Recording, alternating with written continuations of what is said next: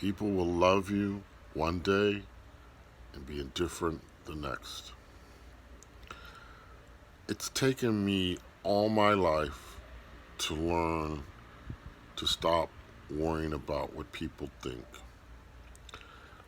really about pleasing people. And it still comes back. It still surfaces where you want to get approval, pats on the back, you want people to like you. It's human nature. It really is. I mean, no one wants to be a total island, cut off from all humanity. That's not how we're made, and that's not even necessarily healthy. Although there were the desert fathers who went off into the desert and lived totally isolated lives, but that's because they were separating from the world and they were trying to get close to the Lord, and that's a very good thing. But I got to give it up completely. The worrying about what people think, because I've literally experienced this recently, where someone was all over me, and then a month later, cold as could be, distant as could be, and I have no idea why. I don't, but it's just a reality, it's just that's what happened. And there was a time where it would have driven me crazy and I would have gone on and on about it. You know how I deal with it now?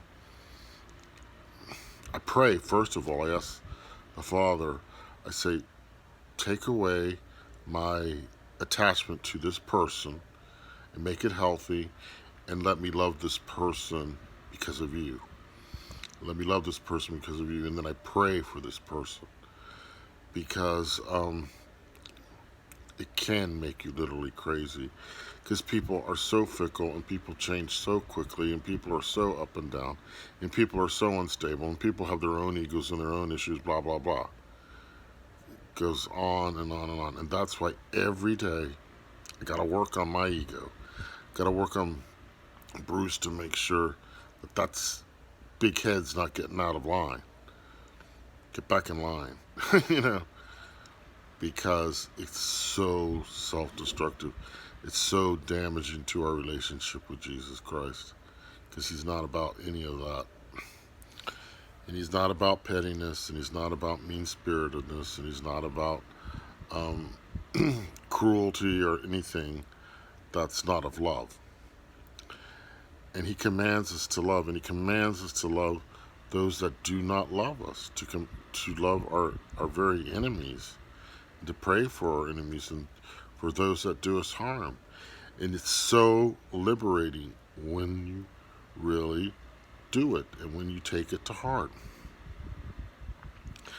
Because with God's grace, we can change, and we have no control over the person who doesn't like us for whatever reason or has animosity towards us. We can't change that except through love. We can disarm them, though. Absolutely. If people come at you, if your enemies come at you, attacking you, disarm them with love, and they'll just fall away. Doesn't mean they will stop being your enemy, but they'll be flustered and they'll be in confusion. That's how powerful love is. That's how powerful the light is over darkness. And we are called to use it. We are called not just to be Christians in name, but to live as Christians. Excuse me. And I think that's one of the reasons videos that talk about how Christians are supposed to live are not that popular, because people want to be focused on something other than themselves. They want to be focused on what so-and-so is doing, or the sensational news, or the Holocaust that's coming upon the world, the tribulation that we're in. And yes, that's not stuff to be dismissed lightly. I'm not saying that. But the priority is always, in every situation, our conversion, our complete, full conversion in and through Jesus Christ, living in Jesus Christ. Everything else is secondary, because whatever happens, you want your soul to be in the right state, ready to meet the Lord when your time comes. And that's why I isolate so much. And I don't mean just from the world. I mean from even people in YouTube land, because they've got issues of their own and they got their things going on, and I can't be drawn into the drama. I I'm repulsed by it. I'm repulsed by pettiness. I'm repulsed by people with agendas. Let's say that. We'll call it people with agendas who are worried about being somebody. That's right, being somebody. Where I want to be nothing. If I sincerely want to be nothing because of Jesus and for Jesus to be everything, then I'll make progress. And then my messages might have some meaning and might help someone. But if it's about Bruce and not Jesus, boom. In fact, I took down I didn't even, I went to the trouble of making a silly 10-minute long video, and I just said, no, there's too much self in this. That's got to go. And I didn't even let it. As soon as it was downloaded, I just took it away, because I know now right away it just works on my spirit, and something goes in my head. That's not working. That's not good.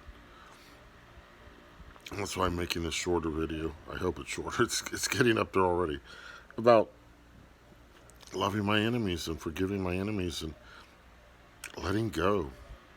Because I can't change the fact that they don't like me. So what? But I don't have to be involved in pettiness. I don't have to be involved in ego building channels or whatever. I just isolate. I'm pretty much on my own. I have two people on YouTube that I communicate with, one on a daily basis almost, and one every few days. That's it. Sometimes I leave comments, but very rarely now, because I'm just not involved. I'm not involved because I have to work on me. I have to work on getting my house in order, getting my soul in order, and being ready to meet my Maker at any time. And I can't be distracted by nonsense. I don't care what your agenda is, because if it's not about Jesus Christ, it's worthless. If he's not the center of it, and if it's about you being self-promoted or whatever, okay, that's your thing, but it's not about Jesus. This is about Jesus. This is about relationships with Jesus Christ. If it's not about that, you tell me. But, I know my spirit already. But that's why I do isolate pretty much. And I'm just not interested. I'm interested in my relationship with Jesus Christ and how it affects other people. That does matter. So it's your choice, You can have animosity and hatred towards your brother, or you can be set free and love your brother and also set him free, too.